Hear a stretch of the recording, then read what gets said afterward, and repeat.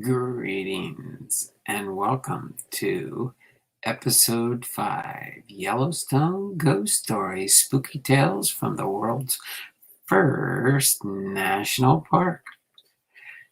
This story is entitled The Sentinel of Yellowstone. Most Yellowstone bears never become famous, aside from a few known and named by locals and park personnel.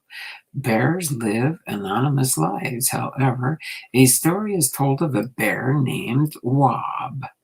The word Wob is the Shoshone word for white bear. Wob's story, the biography of a grizzly by Ernest Thompson Seton, was first printed in 1899 and has since become a classic. Wob fulfills the destiny of a great silver-tipped grizzly in Yellowstone, and thus we learn of his spirit. Wob was born in the mountains east of Yellowstone National Park, where he played with his brothers without care until one day he watched his family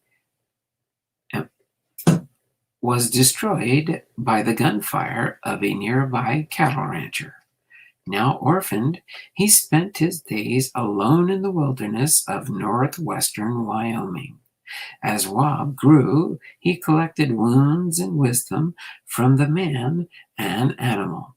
He learned to trust only his instincts, growing into a mighty bear. He fought a long battle against his enemies, and in maturity, he truly ruled his territory. Wob could toss large pine trees for yards and wipe out enemies with one quick swing of his paw. Everyone and everything that knew him wisely kept their distance. One summer, Wob learned of a safe haven where bears were provided with food every day. Rumors were that in this special park, humans brought food to the bears. This was how Yellowstone's hotels disposed of their garbage, and in the early years, after finding out about Yellowstone's generosity and its laws, which protected all wild animals within its boundaries, Wob set out to find this sanctuary. He spent most of the summer there and enjoyed it so much that he made it his annual summer retreat. This along with a warm spring nearby where he soaked his tired bones, became his ritual. Many summers soon passed, and being in his prime, Wob was feared as the most powerful beast in Yellowstone. His only two enemies were a pesky young roachback grizzly from the nearby Bitterroot Range and his own advancing age. The roachback may have been younger, but Wob was still smarter and more powerful, which gave him the edge as his little nemesis was still very frightened of him. Wob's second enemy, age, was slowly stripping him of his energy and his sight. Using his keen smell, Wob knew when little roachback was not too far away, and he strived to stay one step ahead. Near the end, Father Time eventually caught up with old Wob, and he could still frighten the little roachback grizzly by merely making his presence known in the area. But he knew in his heart that it would only be a matter of time. His failing health prompted him to begin questioning his invincibility, and he knew it would be madness to battle the young bear. Weeks went by, and his pains grew worse. Wob now hobbled along the hillsides where he had once leaped. One spring, on his way to the park, the west wind brought to Wob the odor of Death Gulch, the sour-smelling valley where everything, including the air, was dead. This odor, which once sickened and disgusted him, now called to him, saying, "Come and find peace." As Wab stood at the entrance of the gulch, he saw other peaceful victims lying lifelessly near a spring. He swung his head from side to side and found it easy to breathe the strange aroma of pungent death.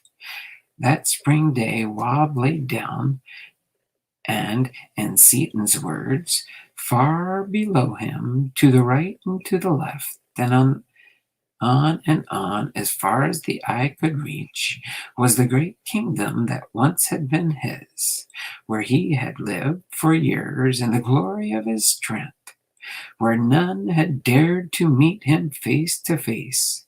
But Wab had no thought of his beauty. He only knew that it was good land to live in, that it had been his, but now it was gone.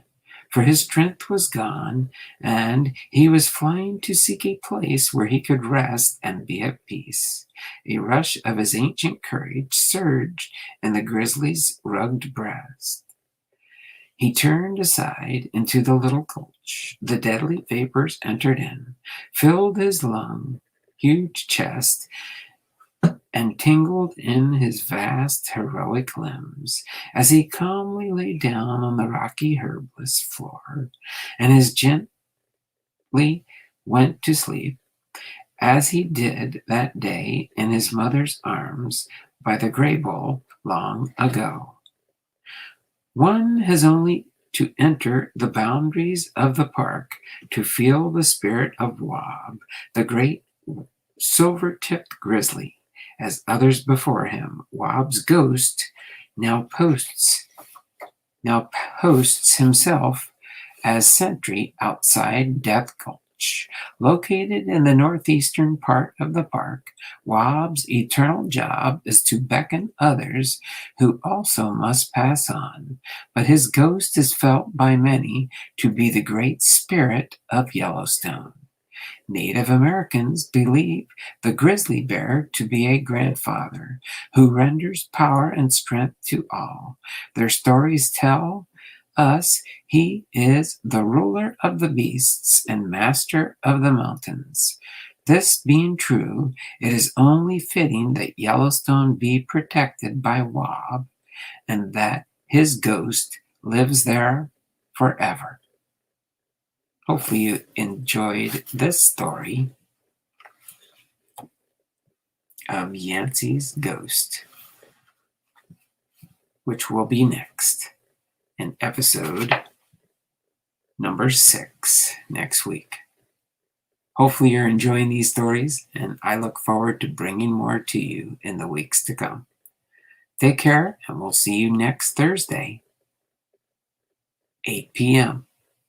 Every Thursday, we'll have a new episode and reading of Yellowstone Ghost Stories. Take care, have a wonderful day, and we will see you next time. Bye for now.